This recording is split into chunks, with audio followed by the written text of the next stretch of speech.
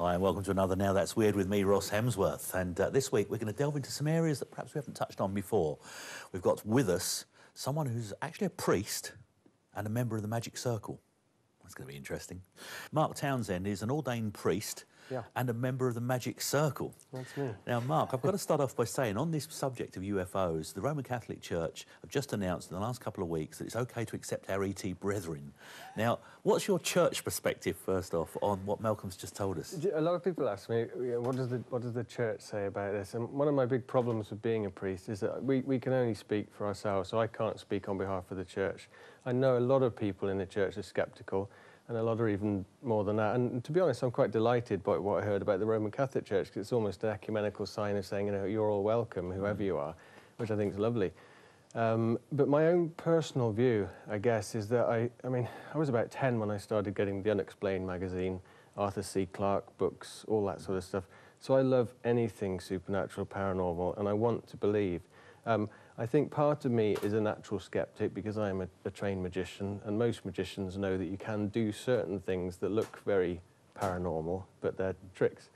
So in a sense, there is a skeptic inside every magician, but there ought to be a bit of a skeptic inside every reasonable person anyway. But I really do want to believe, and I have there's nothing inside me saying these people are making it up or lying or deluded.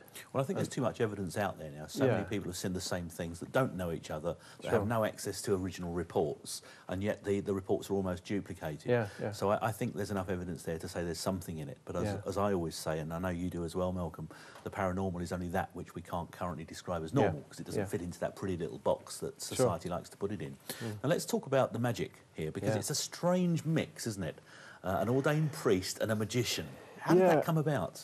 So some people say it's a strange mix. I don't think it is. If you go back thousands of years, religion and magic began in the same place around the campfire with the shamans, you know. And again, there was a certain amount of kind of trickery involved in ritual magic, which was simply used to kind of open people up to, you know, I suppose what we'd now call the more right brain side of things. And I think even if you go back to Native American customs, you know, thousands of years ago, certainly some of the elders would use certain tricks simply to get people into that believing mode, and then perhaps other forms of magic were made use of. But yeah, my own story, it goes back to those Arthur C. Clarke days.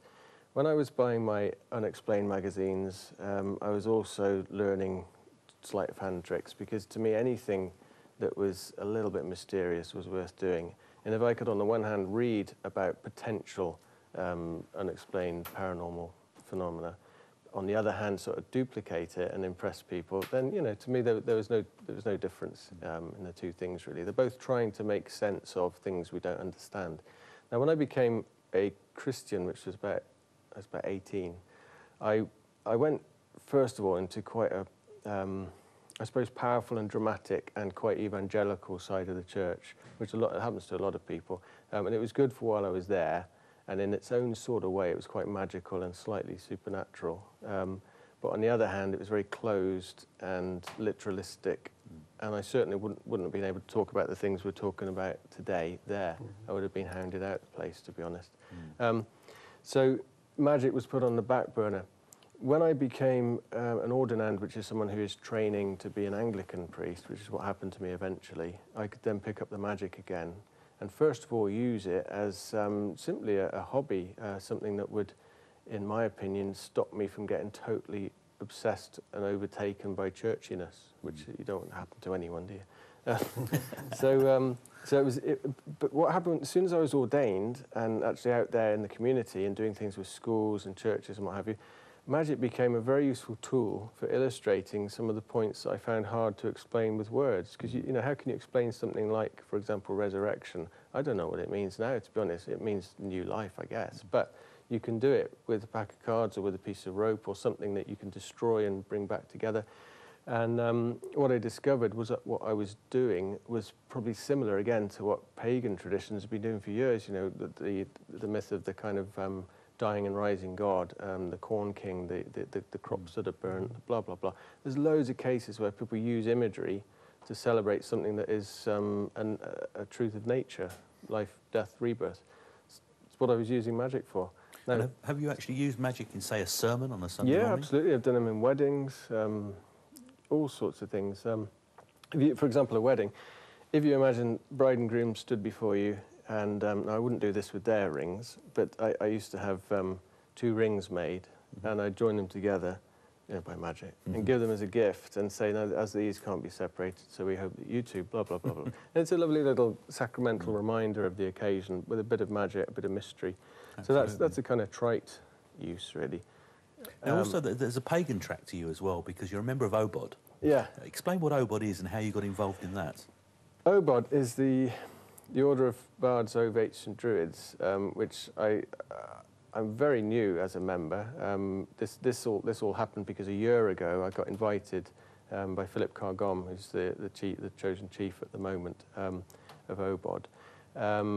It's a worldwide organisation of people who try to plug themselves into the Druidic kind of nature-based pre-Christian Celtic culture of this land.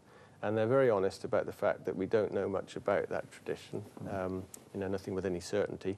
But there are certain elements that have sort of, I suppose, left their mark throughout the history of the British culture. And so they try to, in a sense, like I said, plug themselves back into that way of life. And they're a beautiful group of people who have no set doctrines, dogmas, the sort of things that we associate with churches and religions. So the lovely thing for me is I can remain a kind of loosely Christian person and still try to rediscover something about my own pre-Christian Now, how did the church look on this? Because they're looking at you practicing a pagan religion or a druid religion. They're looking at you being a magician.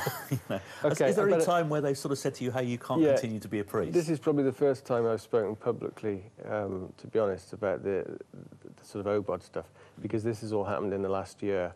I left the church about a year and a half ago after 10 years of ministry, which was a love-hate relationship. I must be honest about that. I love the church because underneath it is a gift which is there for all people to make use of if they want to. But it's also a straitjacket. It's also something that can be quite nasty and negative. So a year and a half ago, I kind of... I'm quite a sort of failed person. I've had all sorts of scrapes and ups and downs throughout my ministry. I've even written a book about failure because I think failure is such an important part of life to actually not deny, but to make sense of. So a year and a half ago, some of the failures of my past kind of came to a head, really, and I resigned. I handed in my dog collar. And so at the moment, while I'm still ordained as a priest, because we say once ordained, always ordained, I'm now free to... well, for a start, I've got to make a living, which is a struggle. But I'm also free to push the magic and use magic in a far more exciting, dynamic way than I have been.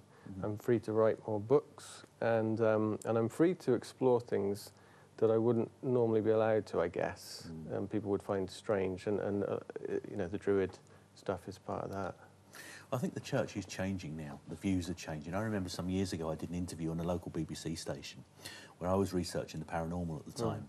And they put me up against the Bishop of St Albans on air, and I had no idea I was going to be.